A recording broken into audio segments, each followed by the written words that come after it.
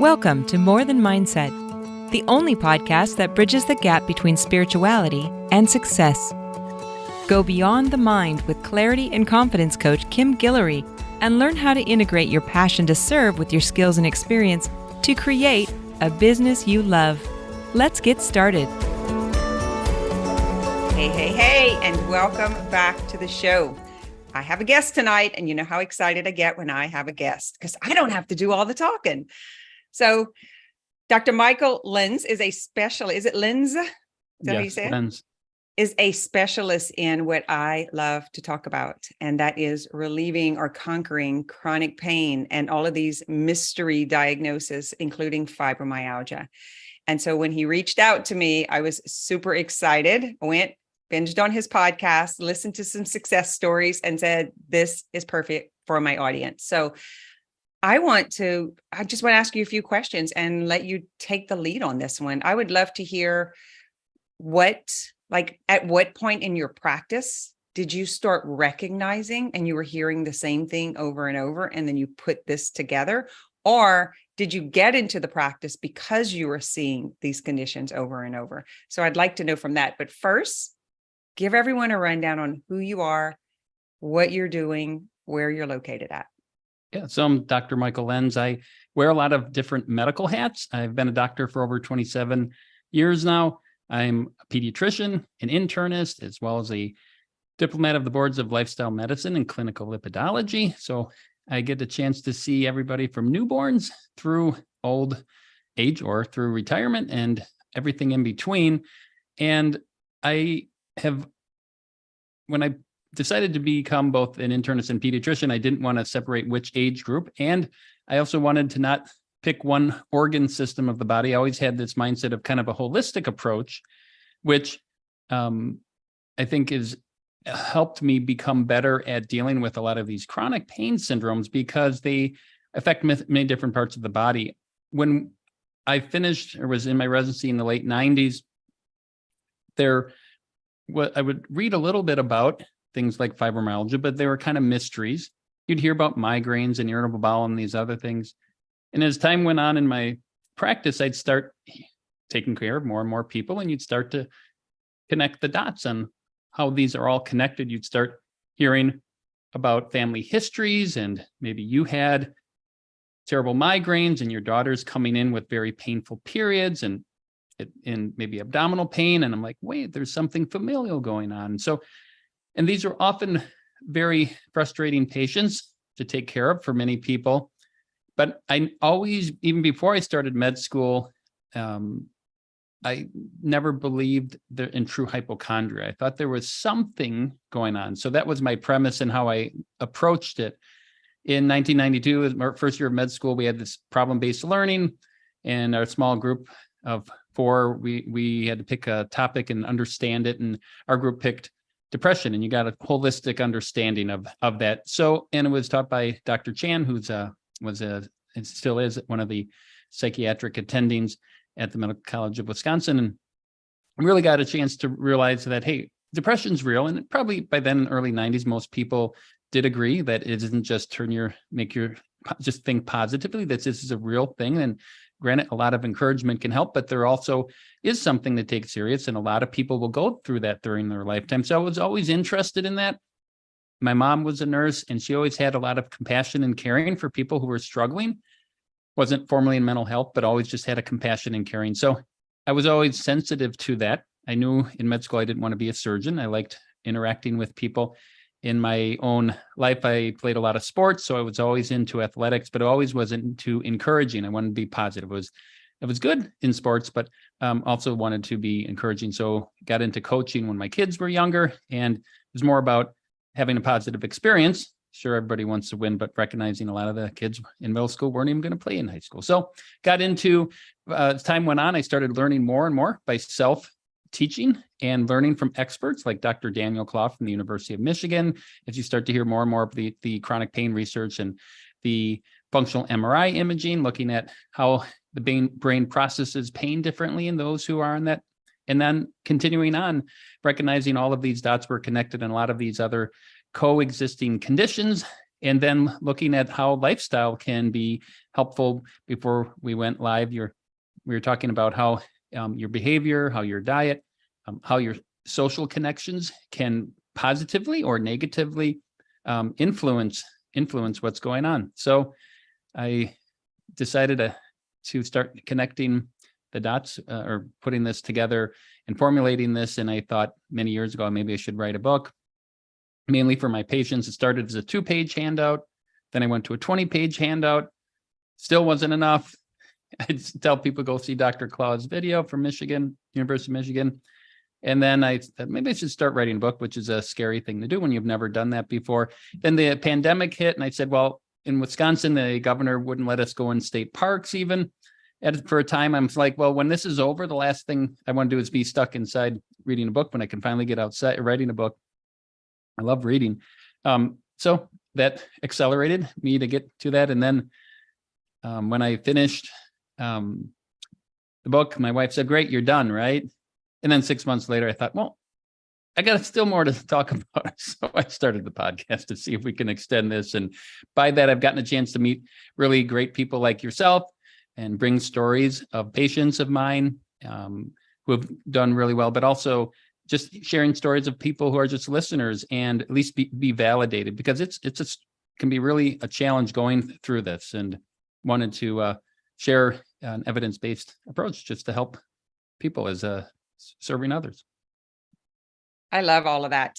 The part that got me whenever I read, like on the intro, I was like, lifestyle medicine. I like that. I want to know more. Like those 2 words are what caught me. Lifestyle medicine. I love energy medicine, right? I love the holistic approach. But lifestyle medicine, I don't know that I've dug into that one. Tell me where that came from. Well, I didn't invent it. It's been around for several years now, but it's catching wind as we are recognizing in the medical community, where can you do beyond medications to treat patients? And there are limits to the medical model. And personally, I found out in my early 30s that I had a high risk for having a lifetime risk of developing diabetes and heart disease. It runs in the family. I thought, hey, I'm fit, I'm healthy, but through some advanced cholesterol testing, I found out I'm on that path, inherited lipoprotein A, high LDL particle number, high sensitivity C-reactive protein. All of the cards were dealt, and I had a small amount of early plaque on a calcium score on a heart scan. So I'm like, wow, went on a statin, was on a medicine called niacin or niacinamide, it's vitamin. And then around age 40, a couple of things happened. There was 2 big studies showing adding niaspan didn't help prevent heart disease like we thought it would to a statin. And I read the book called The China Study, which is looking at the role. My wife is a dietitian, and she's had doing continuing education. And you're like, you should read this book. I think you'd find it interesting. And I heard about Dean Ornish and plant-based eating in the past, but never really applied to that. It was in the 90s. And when I bring it up, people would, attendings would say it's too complicated. Nobody can do it. You got to practically have a dietitian to have it. So I married a dietitian. And yeah, that'll take care of it.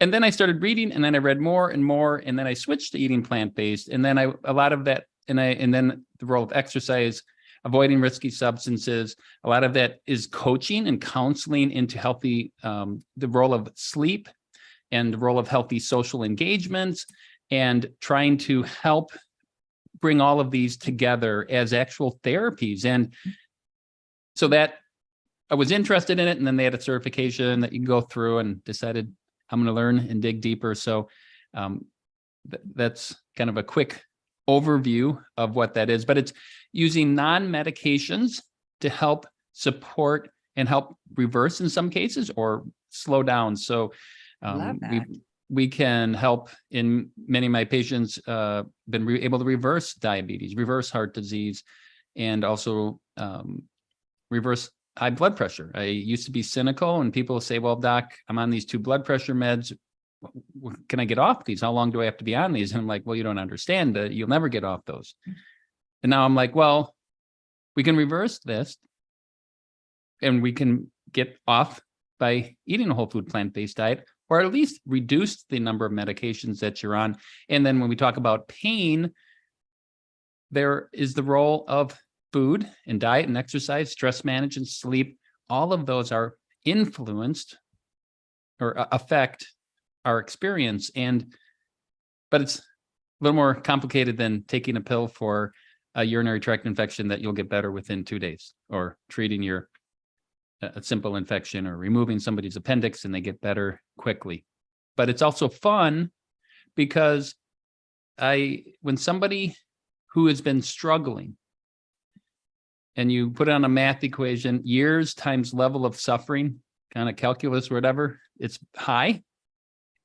And then you can reverse that, the satisfaction, and to help somebody who's been struggling so much get better is enormous. Mm-hmm. And it's so rewarding for them, or so Liberating. They just are so thankful. A lot of times, by the time I see somebody, they've been to people for years, been to many different doctors, and are almost understood, learned helplessness, that there's nothing going to get better. I've resigned, but maybe I heard maybe you're a nice guy. Come and see Dr. Lenz, and not expecting, if they haven't read a book or don't know anything about me, but just said, come in. And then they often are, well, why doesn't everybody else know this?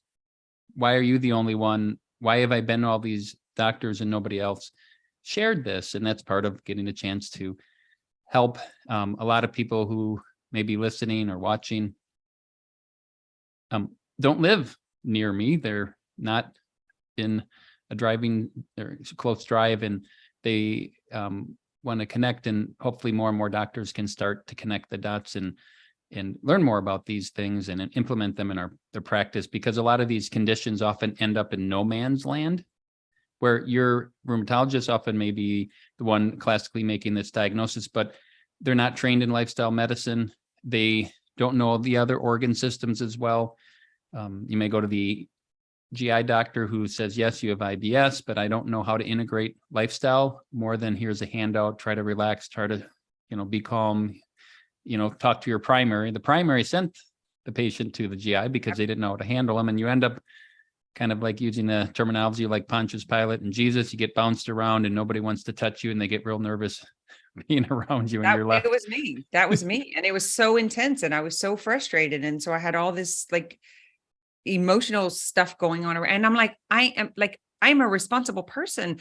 I open my gym every morning at 4:30 in the morning. I exercise. I take care of 5 kids. I run to bed. Like, why is this? It really was super frustrating, and being bounced between like that and here's one of the things I'll hear, like even our clients, they don't know what's wrong. They haven't found what's wrong yet. That's right. Like as soon as I hear I'm like, here's that person, right? Because they've been to them and to them and to them, and they've run the test.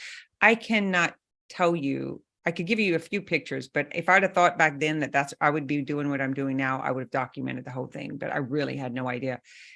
But the scans, the tests, when I left like the medical community with all of the surgeries and the medications, and I moved into the holistic world, it was almost the same thing, more tests, but supplements instead of prescriptions. And I was almost more frustrated because it was a slower process. It didn't have all of the data that I needed. Does that make sense?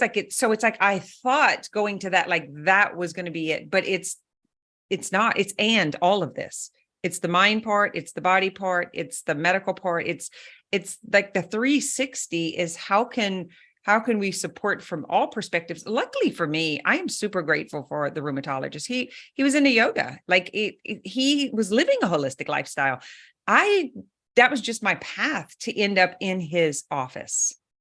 And I went back for several years. They finally kicked me out and they were like, you don't have to come back. Like there's nothing I was like, I know, I'm just so grateful. And I want him to see that like, he's got a client that's winning, like someone that listened and it worked. And like, I was like trying to encourage this, like keep saying what you were saying. It was so helpful. And I was like, I still had a little part of me that was like, I don't want to get off of the patient list in case it comes back. And so I kept, because I knew once you get out for 3 years, you're on this wait list, Okay. And so there were so many like little things like that going on that I wasn't onto that I see now, like how that business model was set up and like, oh, let me, even right now, like, I don't know if I'd be able to get in because it's been so long since I've been to a doctor, that like I'm on the bad list. We not don't have a bad following, list. not following the business model. So I have a couple of questions for you. First of all, I have clients coaches that I've trained who are like in reversing diabetes and like mindset, diet. Both of these have lost 100 pounds and kept it off. Awesome.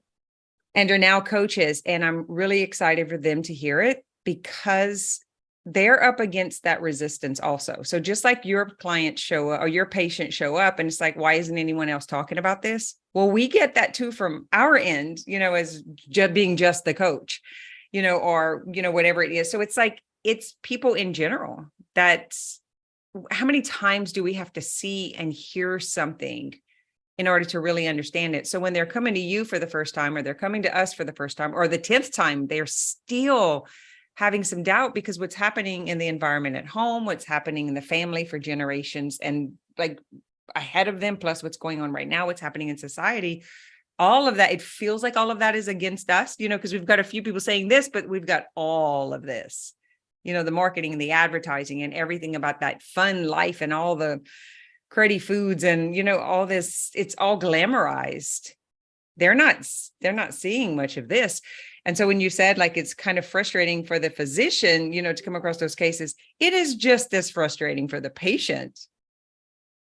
Oh, 100%. That No, wants to get better and knows better, right? So it's like it ends up being. Anyway, go ahead.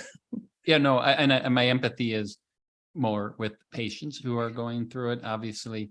Oh yeah, you would not have taken this approach if not. Like I realize that. Sure, and honestly, the doctors don't know what to do, and there's things I don't know I don't manage. I have somebody comes in who ends up having what we think is multiple myeloma. I'm at an academic center. A week later, they're in with that specialist. And obviously we have a lot of really, we can do so much. My grandfather died of multiple myeloma. Many people are cured now from that, but that's a different kind of, that's more of the classic medical model. We do really well with that. This is involves coaching, teaching, understanding, hand-holding, and like I share in the podcast and in the book, it's when I've had patients who've read the book who have told me they've cried after the first 4 chapters because they feel validated, because Yep. I weave the combination of patient stories with medical information, and hopefully many people can hear bits of their story that and help them feel at a minimum, you're going to feel validated that you're not the only one going through this. And then sharing hope that when people can implement these, and I recognize at times there are big barriers to get through. Somebody's social situation may be extreme and in the moment may be hard to overcome, and have compassion where somebody's at. I had somebody who I talk about in the book where went from extreme chronic pain issues to moderate levels. And we measure that by something called the Fibromyalgia Impact Questionnaire score. They use it in research. And we hit this plateau where he was functional, but in the moderate range. And he was talking with a therapist who said, finally, you need to quit your job. The stress of working in the family business was causing this. He quit his job, worked in a company where he's doing hands-on, delivering, not the exhaustive brain power, and the pain level dropped into the normal range. So it's just recognizing, the therapist recognize that there's limits. And so sometimes people may be in a situation of high stress, right? There's all different versions, whether it's outright abuse, in relationship issues, that high stress, worrying about life, and the social determinants of health. How secure do you feel in just having a house, homeless, or food, and safety, and all of those things. But recognizing those are barriers, but then when we don't have those, what can we do to help you then thrive and connect all of the best. And it's a lot like, I like watching football. I use the analogy that to score a touchdown, you have to have a lot of plays typically to march down the field. But sometimes you get sacked or lose yards, but it's this continual progress. And it's a lot of times steps along the way. It's not usually a home run. Mm-hmm. It's like we get with medical management. But if you can understand, and a coach can help teach how all of these pieces are fitting together, and if everybody on the football team does their job, we can do it well. And if all the pieces are in the place when it comes to sleep and exercise and routine and schedule, if there are medications, the appropriate medications, why do I take them? When do I take them? If I need them, how do I take them? And then the social element, if somebody's close support network, their spouse, family, and friends can understand that even though they don't struggle with this, the patient do, and don't call them weird or difficult, support them and help them along the way, in supporting their a better healthy lifestyle that's more conducive to that.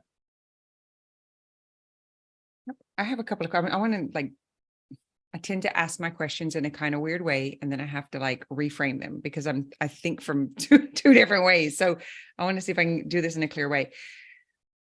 For number one, you just said he. I very seldom hear about he with fibromyalgia. So that was interesting.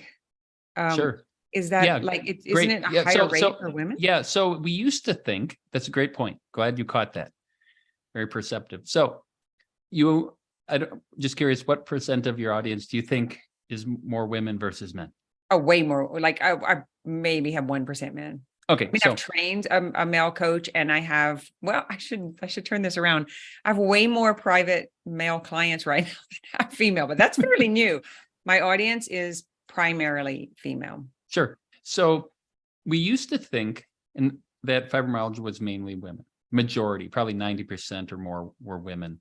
But that was based on old criteria that involved trigger point testing. It turns out, and that's where we touch on parts of the body and you give about 4 kilograms of pressure and say, does that hurt? And you'd have the 11 out of 18 spots that had to be tender. It turns out those aren't reliable. They're not very helpful. And men often don't have those trigger points or tender points. So when we have the new criteria, it's about 60% are women and about 40% are men. Yeah. And I see a lot of men. I think men may be more stoic and not, quote, complain. But if you ask these questions, and it's in general, sometimes you got a good question. Oh, what do you want? What do you think? I'm going to hold it. I write the whole time. So so that I pay attention. So I find this with both men and women. And I think somebody may come to the doctor. We call it the chief complaint. I have back pain. My stomach hurts. I have a headache problem. I think a lot of people, especially if they've had this for longer, if they say, and here's a story of you think of the classic middle-aged woman who has fibromyalgia, but at a 20-year-old patient, 19 or so year old patient who saw me, who said, well, I'm just here because I'm too old for the pediatrician, so I got to switch doctors, and I'm, luckily you're both. Just coming to see you for going off the, college transition, going to be in second year of college kind of thing. And the nurse will take an intake and say any concerns or questions. And then before I walk in, I can kind of, if she can share make sure she's really worried about a mole or whatever it is, or some question. And she's like, my nurse is like, nope, just here for a checkup. And I go, oh, so any concerns? And of course she says no. Then I started just asking more about what's going on. And next thing I know, she's like, well, I get bloating, I get gas pain, I get cramping. And then even before that, actually, what happened was I looked through the problem list, which is things that are listed in the past history that carry over in the electronic medical record. And I said, oh, it says dysmenorrhea, which, if you don't know, means painful periods, medically painful, right? And sometimes these are wrong, right? These aren't even accurate. They might have been in by error. And I'm like, oh, is that correct? Is that even an issue still? And then she started to get tearful, and she's like, yeah, that's still a problem. And I said, well, from 0 not to 10 being excruciating, how painful are your periods? And she started to cry. And she said, they're so bad, I can't go to school. I can't go to work for a couple of days. And I said, I said, why didn't you tell me that when I asked if there were any problems? She said, I've been having this for years. We started talking more. And I said, well, a lot of people have painful periods, have pain in other places in their body, like neck pain or headaches or back or this. And she's like, I hurt everywhere, Dr. Lenz. I've had pain since I was a kid. And I went to many different doctors and they all said, you're fine. There's nothing wrong with you. Just relax. So I stopped complaining. And I didn't want to come as some weird patient to you and tell you that I hurt everywhere and nothing, you're going to just tell me there's nothing wrong. So then we got to talking more. And I said, and she just kind of randomly had picked me, didn't know we have this. Now we're treating some coexisting medical conditions. She has a lot more education and she's doing so much better. And she's, for the first time in her life, has not had a painful period.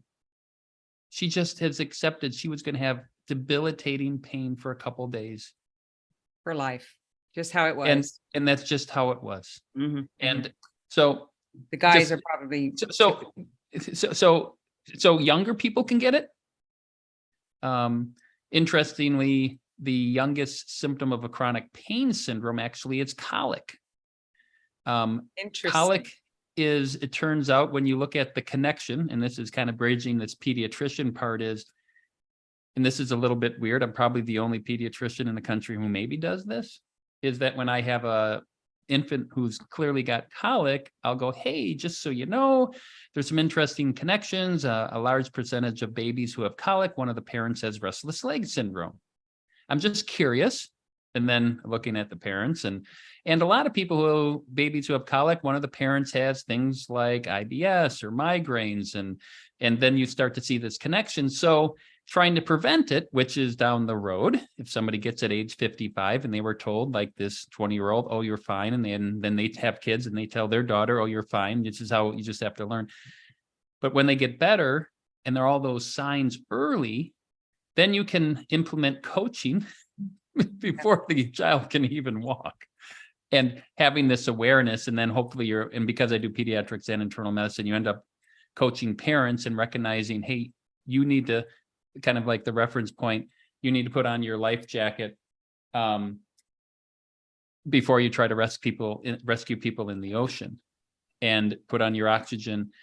But if you can get yourself grounded, if you can support your spouse, then they can be a better parent. And then you can help support your child along the way. And what are some things you can implement to help them? That's probably at a different level you've not even considered before. Actually, I was like, this is exactly what we talk about. Like our mission, like, I just got this, by the way, we haven't even hung it yet.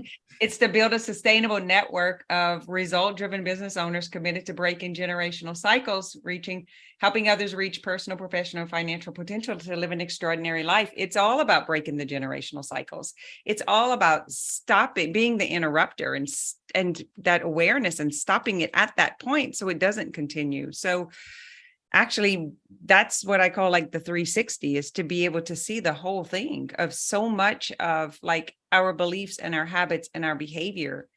You know, it's like we don't know life without it. Because we've been born into it or indoctrinated by it, right? Or just like filled with it in the environment. So how would we know that it's not like normal?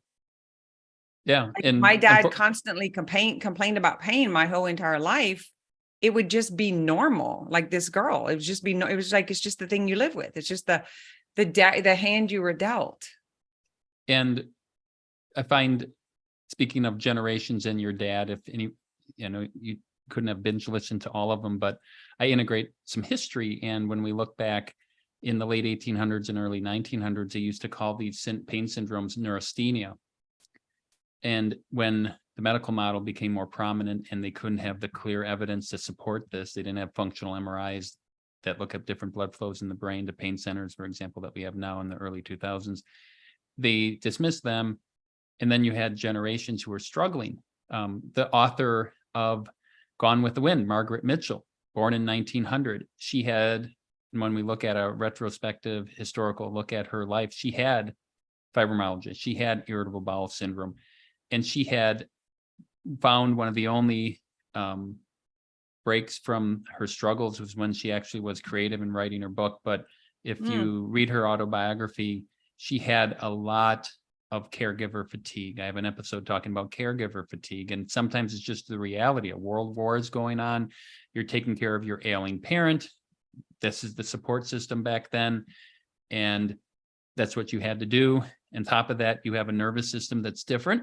You maybe have restless leg. She had, by all expert analysis, also had ADHD, and you have this different style nervous system, and then you start to get more and more overwhelmed and getting into the challenges of trying to live an adult life. Had a first marriage that was very trying, that led her probably with PTSD. A whole interesting story where she kept her a revolver by on her bedstand her whole life until she found out that her ex-husband had died, who lived, actually, I think, moved to Louisiana from Georgia. I guess all the rebels went there 100 years ago. I don't know.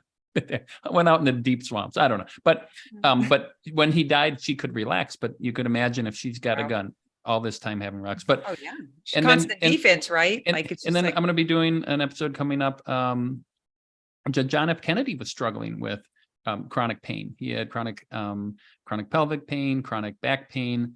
He had also severe IBS and had the best doctors in the world. Went to Mayo Clinic and 1950s, early 60s. Wasn't able to get up-to-date help. So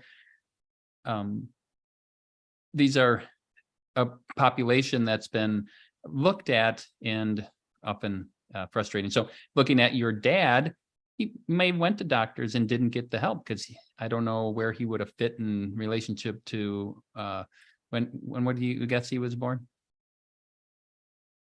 I barely know when I was born. I don't know.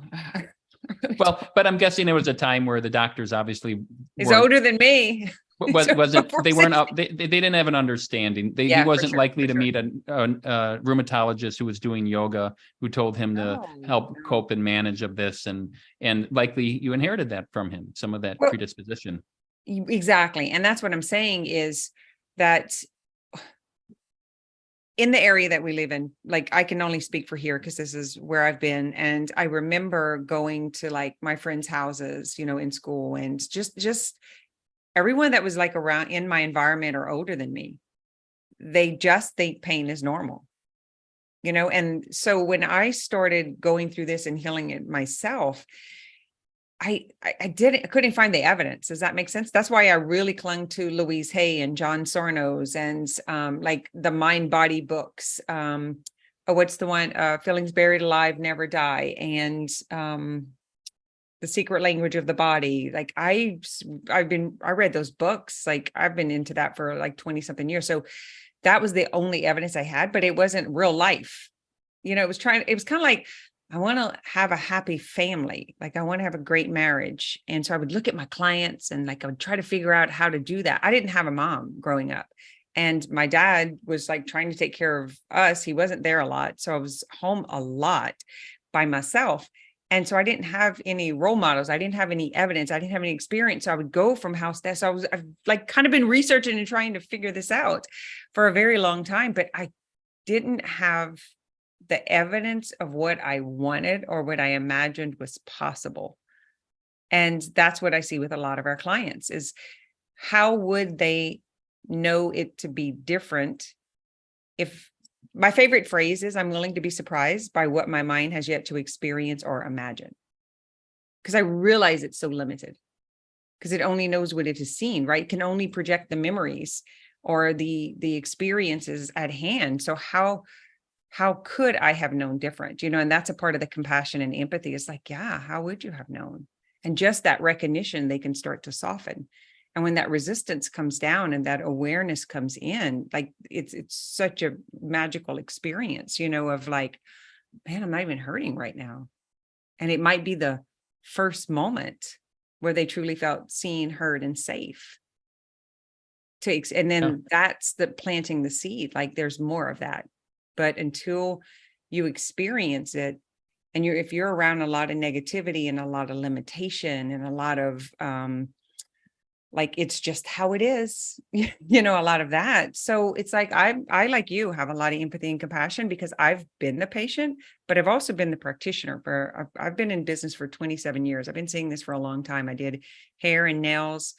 I opened the gym in 1999 or right around 2000. And I became a health coach not long after that because I was like, you're feeling so good. Why did you stop coming? I don't understand. Like, it's going so well. Why would you stop? And so kind of like you found coaching early on and realized like, wait a minute, this is happening behavior. Yeah. This needs to be addressed differently. Yeah.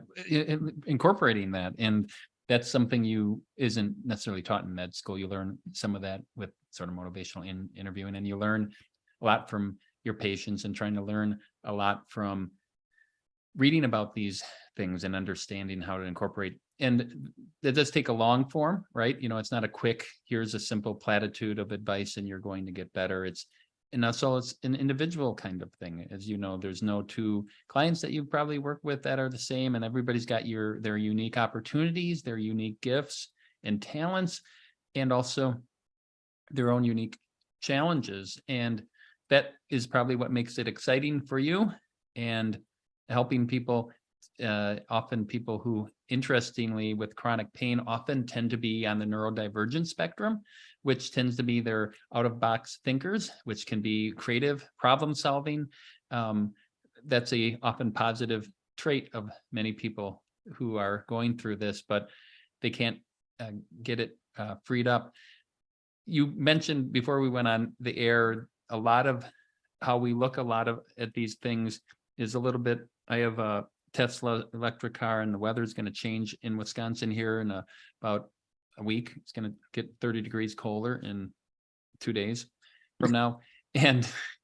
But the range on the car battery drops tremendously when it gets into sub-freezing temperatures. And a lot of that is a little bit like there are things that can deplete our energy and make the range shorter and having to recharge. So part of that is trying to look at limit the number of things that are battery draining and try to make sure we're fueling up on things that add energy, add charge. That's a great analogy. To things. A lot of people don't know what are those draining, and part of it, quite honestly, like a lot of times the history is if you were in your in your 30s or so, you have multiple children, it might be, wow, I have less time to do those things that charge up my life. And I am I'm having to do the practical things of life that are energy depleting, and I don't have that opportunity to do those, or I don't think I have opportunity. And then you can start to spiral down, because the less you do, the more you get drained, the less energy you have, and you can get into this downward cycle. And often people, before they get diagnosed with these chronic pain syndromes, were managing pretty well many times, and it seems like it gets hit out of the blue. Why did it happen? Well, they were doing a lot of good things. They might have been exercising regularly, getting good sleep, all of these things, and they didn't know they needed to maintain those until something bad happens. You can think of a patient who is doing pretty well. Think of a patient who actually then was doing pretty well, but the pretty well is having headaches a lot and having kind of painful periods. And then midlife, they have an unexpected stroke where and they're very active, have an unexpected stroke where it drastically, by no will of their own, limits that. They didn't know they needed outdoor therapy, going for walks, going for hikes, being connection, until it's the rug's pulled from under them, and then they have it. And sometimes it's raising children, and suddenly you didn't know that you needed to be regularly active every day, and going to the gym every day and working out for 2 hours is what was normal for you. And now if you can get 30 minutes 3 times a week, which is good amount for a lot of people, but for somebody, kid called you 4 times while you were doing it. Relax, downward dog. And then, it's like, can you? Yeah, I'm trying to meditate. There's a great contrast. I love that you're saying that, because it's like, you don't know when you say the rug's being pulled out. It's like you didn't know until you had the contrast, and then but you didn't know until you didn't know, right? Like you kind of, it's so fascinating. That is what I kept seeing with what was going on in the gym. And of course, like I'm a new business, like this is a new business for me. And whenever they stop coming, I'm like, wait a minute, no, you got to keep like we just opened. You have to keep coming. I've got to figure this out. I had a couple of questions for you as far as and you just touched on it. And it's not necessarily that something happens with them, but it could be the loss of a parent. It could be something with the spouse or the kid, or anything that happens with anyone else that just kind of knocks you out of that routine. And you just aren't giving the credit or realizing how that routine was keeping you above, but you were barely above. And it just kind of takes you under. So this brings me to the question I had for you from the beginning, which was about, we kind of touched on depression. I wanted to talk like unresolved trauma, and how do you see that play into this when they've just kind of like have they just kind of push these things kind of under, and they're getting by, and then there's the big thing that happens. So it's interesting, and kind of the cause and effect, or association, causation, all of these. It turns out that many people who have chronic pain tend to be more on the neurodivergent spectrum. Many people, and by not willing this to happen, not wanting this to happen, but tend to be more targets, if you want to call that, for receiving high stress behavior. And there may be for lots of different reasons for that. But the studies confirm that they're more likely to have had this. Mm-hmm. And and part of that can be higher rates of ADHD, higher rates of neurodivergent autism spectrum, and navigating these things. And sometimes that can be trying to navigate and avoid those situations. Sometimes it's putting yourself into bad situations where you would have had more forethought. Why did I do that? Why was in that situation? I didn't know that it was a high risk to be going to a party when you're drinking and somebody might take advantage of you. It might be, I didn't pick my parents, but my dad is self-medicating his problems with drinking, and they're taking it out maybe on you, or those kind of things. So nobody wishes that. The thing about people who tend to have more chronic pain, and if you want to think about it this way, soldiers who are randomly assigned to trauma, right? They did not even make bad choices. They didn't impulsively go to a party where they shouldn't have, and went into a bedroom where they shouldn't have been taken advantage of, not that you want to, but soldiers who are exposed to trauma randomly, roadside bombs, just randomness of war, most of them don't come back with persistent symptoms. But those who have more of a sensitive nervous system are more likely to have the on button turned on. And I look at anxiety and pain as useful. They're made by God. They're for protective purposes, but they can also be interfering in life, right? When you have pain signals, when you don't have pain, when you have anxiety out of proportion to the current situation. So often what we know is that's turned in the on position. And often how do we get and resolve these things is recognizing, okay, my brain does work differently. What can I do to help turn down the volume on that? So I did this recent episode talking about using photography and walking in nature and focusing on other things. And like you say, mindfulness, meditation, relaxation, connecting positively with social connection, right? Going for a walk, having a positive connection, recharging your battery, and not allowing your body to dwell too long in the past, because that can be depleting. I think I heard somewhere, if you dwell in the past, that makes you depressed. If you look too much in the future, that makes you anxious. You have to have learn from your lessons, but try not to dwell. But at the same time, those experiences tend to be burned in a little bit longer, and it's harder to get rid of. Can I ask a follow-up question about this? Sure. I like to talk to the badge, by the way. So I like it to come out of your mouth.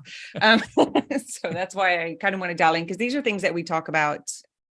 We have calls, like 3-4 calls a week. And so when I'm training coaches, or like they're working through some of this with some of their patients, these are the questions that come up, and these are the things that we see. Do you need to pause for a moment? No, I'm good.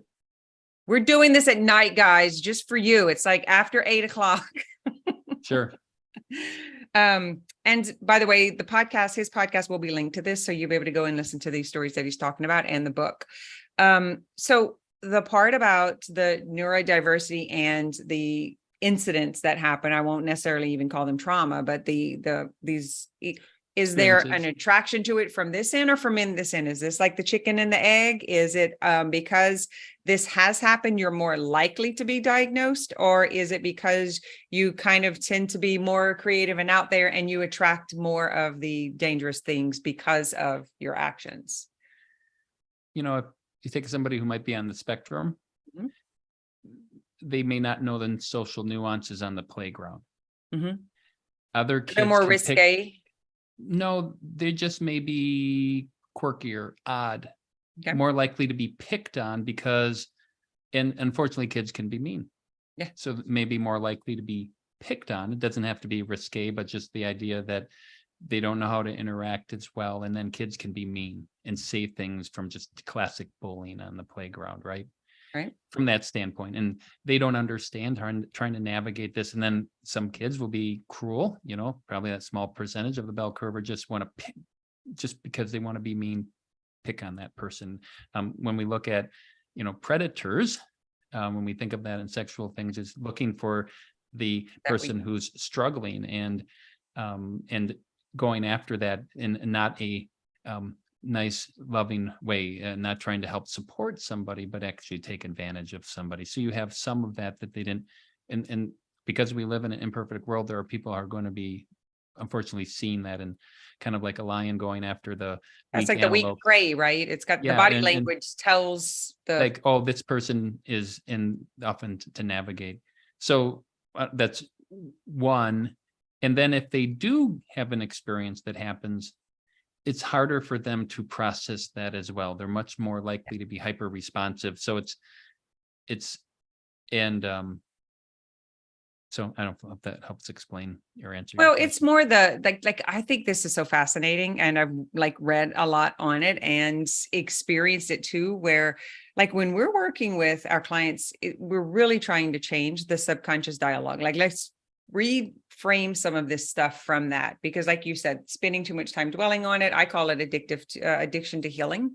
So when we start taking them through this emotional processing, or we start taking them through some of the subconscious work, there's like a dopamine hit and it feels so good. And then they want, it's kind of like that becomes a new thing. And I'm like, hold on, so it's like, we're always bouncing between being a hard ass, word in my French, and then, the compassion and empathy. And it's like playing in between there, because there comes a point where it's almost like, yeah, well, it was so, and it's no, like bringing them back up, because when they're in their autonomy and power and authority, they are less likely to attract that.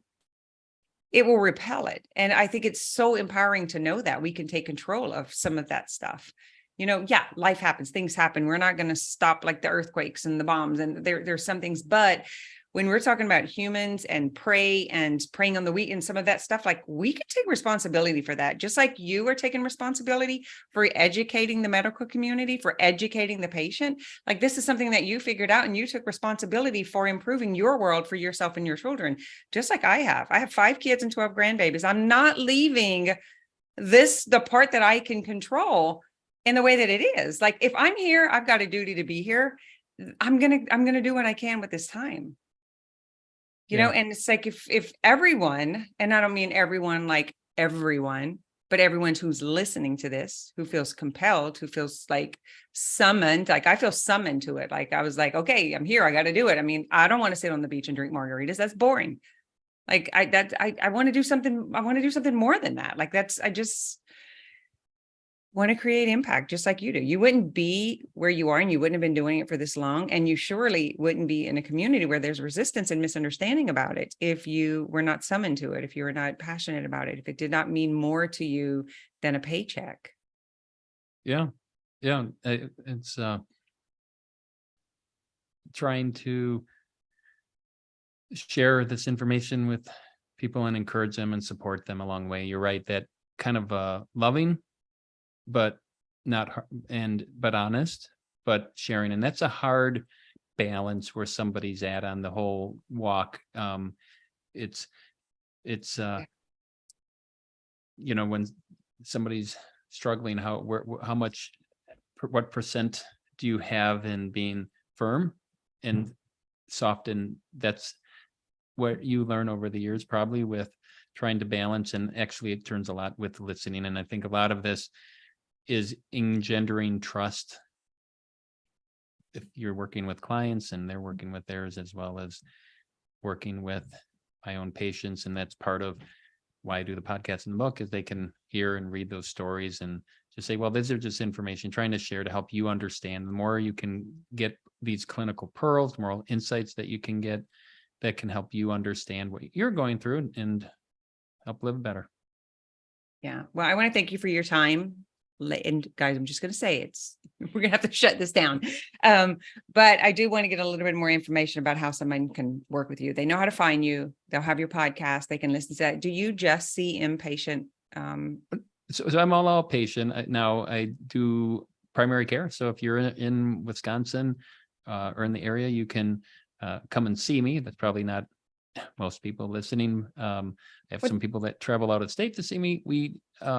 But I do primary care, which means I see patients in a clinic. I don't admit patients anymore to the hospital. I did that earlier in my career. It's all outpatient, which is working with people who are dealing with chronic pain conditions, but also who are wanting somebody who can help incorporate the best of lifestyle medicine and medical management to help them live as best they are. I have had a patient of mine who wanted to see me because he switched his lifestyle to eating more whole food plant-based. His prior doctor just laughed about it, didn't know of any support with it, and his family isn't that supportive. So it's just so refreshing to have somebody who supports these and can understand that. And then there's people who are really struggling and want to try to help understand what they're going through better.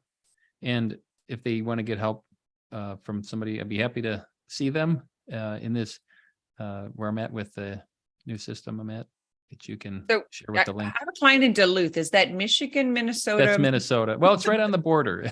It's about 6 hours north. It's right across the border from Wisconsin. So technically we have these virtual visits that we can do. That's what I was going to ask you. You're supposed to be in the state of Wisconsin. She can drive across the river, or he can drive across the river and say, I'm in Wisconsin, and do those visits that way. And which is kind of nice. We do a fair amount of virtual visits now for things like this, where I can't assess somebody's asthma real well by not listening to their lungs, but a lot of these are careful listening and trying to help them. And I love to plant ideas, so I'm just going to throw this out there and ask, but do you have any sort of teachings or courses or stuff that you help people in the medical community, like your peers with? Is that on your agenda, something that you want to see more of? I am connected with the internal medicine pediatric residency program. I've been a mentor physician, continuity clinic for the last 13 years. With a transition, I'm not doing it this year, but I'll probably pick up. I have a medical student who shadows me and is already enjoying the couple half-day clinics he's been and learning a lot and sharing this information. He's thinking about going into primary care as well, or radiologists, which are completely different. And that's part of why I have the book, but I can part of also why being connected with the program, when I'm likely be doing a talk with the residency program within teaching. And also that's why I tried to gear the book and the podcast, that it's an intelligent discussion, that if you're a medical professional, you can say that he didn't just give sixth grade explanations he gave an in-depth understanding. Some people have reported that the book's fairly technical. Part of that is because I'm trying to get both, but I hope that you can have an intelligent understanding that this isn't just a superficial pamphlet glossing over details, but diving into some really interesting weeds of the science and medical science behind it. One of my biggest chapters is talking about the role of diet and the impact of pain. Also looking at the role of medications, exercise, stress, and this holistic understanding, mind, body, spirit, social or biopsychosocial spiritual model. So, yeah. So kind of, yeah, would be the answer. Because like when just listening to you talk, it sounded like you are a teacher. Oh yeah, I love teaching. And so, yes. and putting together a course, that is an interesting thing. Quite honestly, all my podcasts are somewhat like courses that are out there for free, where you can get that information. And I've thought of as I get more and more podcasts, of creating, and I'm doing this all on my own. Trying to recruit my high school and college daughters to come on, let's do this. Put this on your resume. Podcast, editor, producer. Right. I know. I've got 12 grandbabies. I'm like, will no one get into digital marketing? Come on, guys. Like, what this pays? Fun. This is a whole group of people who need this help. I can expand and create all of these other information, but so creating just even a catalog of here are certain things and putting that online, but hopefully people now can filter. And what's nice about, I think, where my podcast is at, I think it's very evergreen. When people look and they can, as you probably scan through, like, these are things that are going to be relevant 10 years from now, as you know, binge listening, you can, I do a longer interview like we're doing here, and I'll break it into 3 parts because somebody's going to maybe have 25 minutes on their way to work to listen to something or for a walk. And then they can listen next week to another episode. And if you are going for a long drive, you can listen to 30 episodes. I listened to mine on the way to Mississippi one day, and I started at the beginning. It's like, I literally don't listen. I just like, okay, God, do your thing, dump, and then send it off to the editor. And I was listening to it. I was going to visit with my daughter-in-law. I was laughing like so much at some of the stuff that comes out of there. So I was like, it's actually, you could binge on this. I mean, I say some kind of out there things. It takes a few times to really understand it, but I enjoyed hearing it from the other side, but I haven't done it again since then. But I will tell you this. I was in a class today, and he was talking about, he's like hit so many millions of people views on, this new thing that he's doing. And he says, so you need to feed a hungry audience. So you need to find the person who's hungry, that's willing to go down the rabbit hole with you. And that's the binge worthy.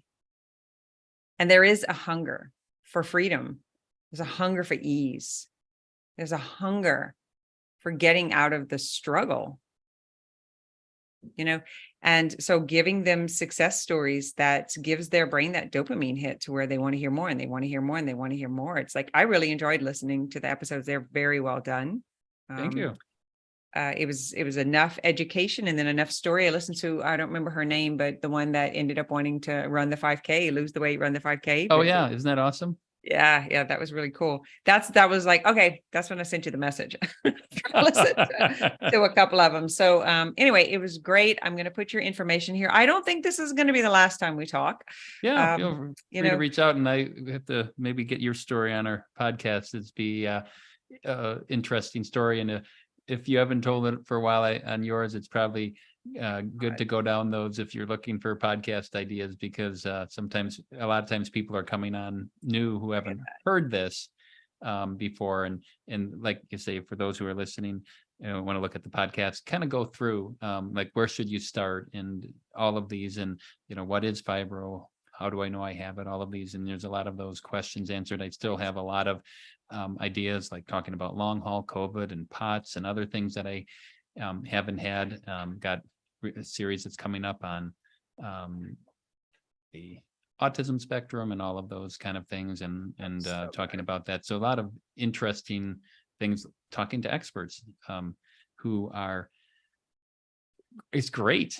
When you say I wear the badge, which is kind of neat framing of things. I was like, they get the badge and they have the Jesus robe, and I've just got like a lot of experience and 100 certifications.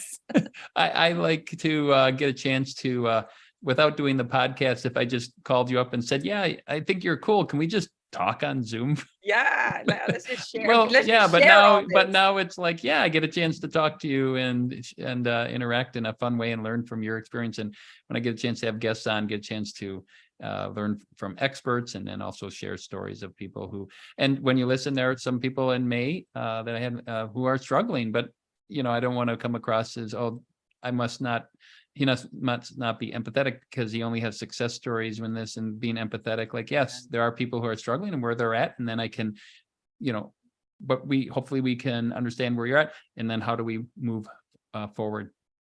That's really interesting. You said that. I remember, this is so crazy, but you said it, so I'm just going to follow it.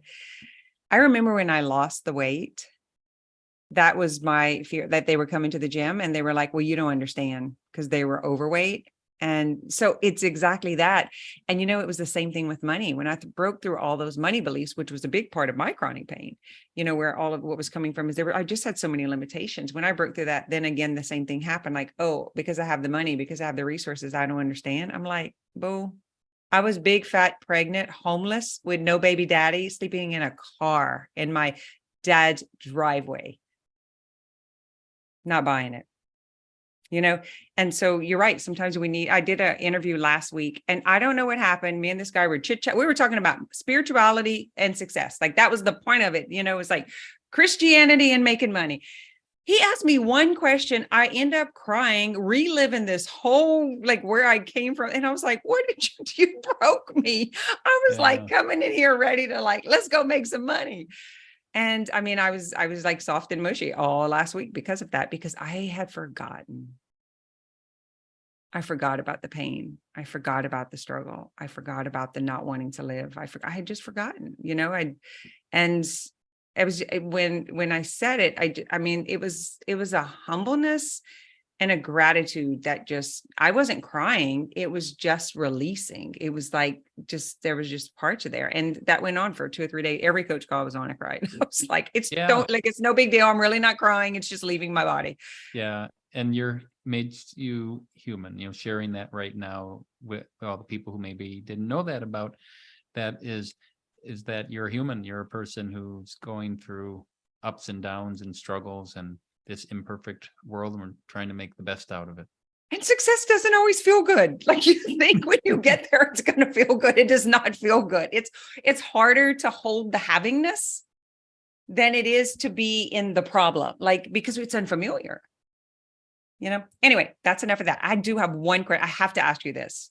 How far do you think we are from bringing this holistic approach and bridging these worlds for these people and patients between the medical community and people like me? Well, I think with the internet and that messaging, we grew up where if you wanted to learn something, you went to the local library and looked up books and whatever might have been in there, whatever the librarian decided to pick. And now you can have this connection, as you probably know, people around the world that listen to your podcast and watch, and people around the country. I've gotten a chance to connect with people on opposite sides of the world, from Australia to the Europe and places across the country. And so I think getting a message out and trying to help share this information, I think hopefully more and more people can be encouraged. And I think that's a chance, as you probably say on your podcast, if you like this, share this with others, share it on your social, because there are many people that are actually suffering in silence that you would not even know. Like you mentioned, going to church and you may go, oh, how's it going? Oh, good. Actually, I don't want to tell you because you'll think I'm a whiner and, oh, that's her. And yet, well, here's something. Consider listening to this. And sometimes that's kind of a sideways approach. Like, often I will say that I hear this often with a patient who's connects the dots. And when I'm able to help connect this holistic understanding, just had a patient yesterday who said, you know what, there's a friend of mine who's really struggling. I'm pretty sure has all of this. And then I said, what should I say? What should I do? And I said, well, say, I really listened to this really neat episode. You might want to consider listening to this, and maybe we can listen to it together and kind of talk about it. And it's sort of a sideways approach, right?